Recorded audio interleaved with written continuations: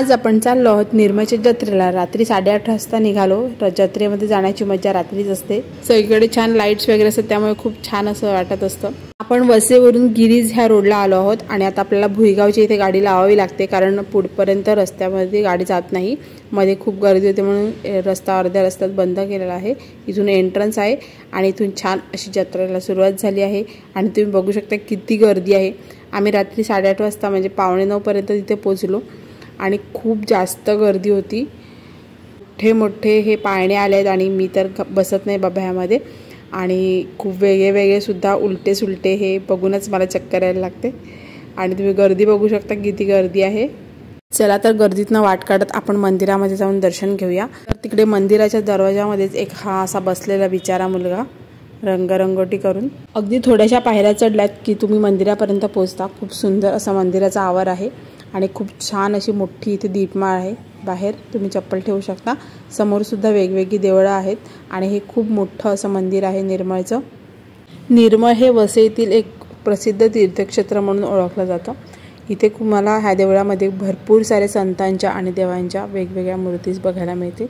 चला ते मी मंदिराच्या मध्ये सुद्धा मला शूट करायला मिळालं म्हणून म्हटलं शूट करून घेऊया। वसई ही परशुरामांची भूमी म्हणून ओळखली जाते आणि इथे तुम्हाला परशुरामांचे सुद्धा दर्शन घेता येईल। चला तर आता आपण दर्शन घेतलं आहे, आता आपण बाहेर निघूया।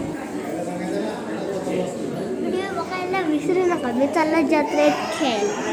सो गाईज माझी व्हिडिओ बघायला विसरू नका, आता मी चालले जत्रेत खेळ। तोपर्यंत तुम्ही माझी फुल व्लॉग बघून घ्या। चला तर इकडून दर्शन घेऊन आता आपण खाली उतरत आहोत आणि इथून सुद्धा खूप सुंदर असा जत्रेचा नजारा दिसत आहे। छान सगळीकडे लाईट्स पण खूप गर्दी आहे जत्रेमध्ये आणि सॅटर्डे संडे यायचं तर खूपच गर्दी असते। येणार तर तुम्ही लवकर येऊ शकता।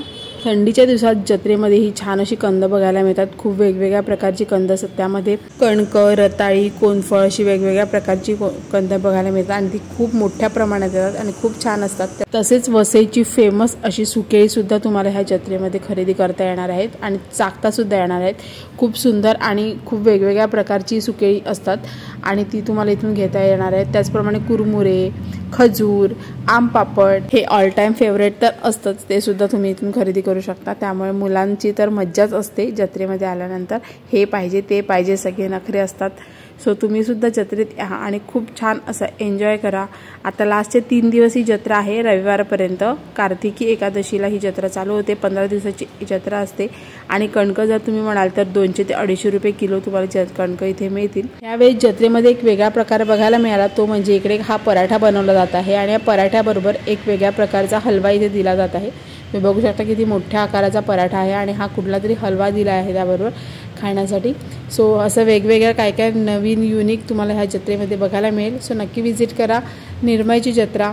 जत्रेत आले की माझी सगळ्यात आवडती गोष्ट म्हणजे कुरमुरे। मला हे सुकेळी वगैरे नाही आवडत, सो मी कुरमुरे घेते आणि दुसऱ्या सगळ्या गोष्टी आपल्याला शॉपमध्ये तर मिळतातच। सो कुरमुरे घ्यायचे असतील तर ह्या दादांचं फेमस असं निर्मळला दुकान आहे आणि त्यांच्याकडे खूप चांगल्या क्वालिटीचा सगळा पदार्थ मिळतो। तर तुम्हाला ह्यांच्या दुकानाचं नाव मी इथे सांगते, समर्थ कृपा प्रसादाचे दुकान म्हणून असं दुकानाचं नाव आहे आणि हे जत्रेनंतर सुद्धा कंटिन्यू ह्यांचं दुकान चालू असतं आणि हे महालक्ष्मीच्या जत्रेमध्ये सुद्धा त्यांचा स्टॉल असतो।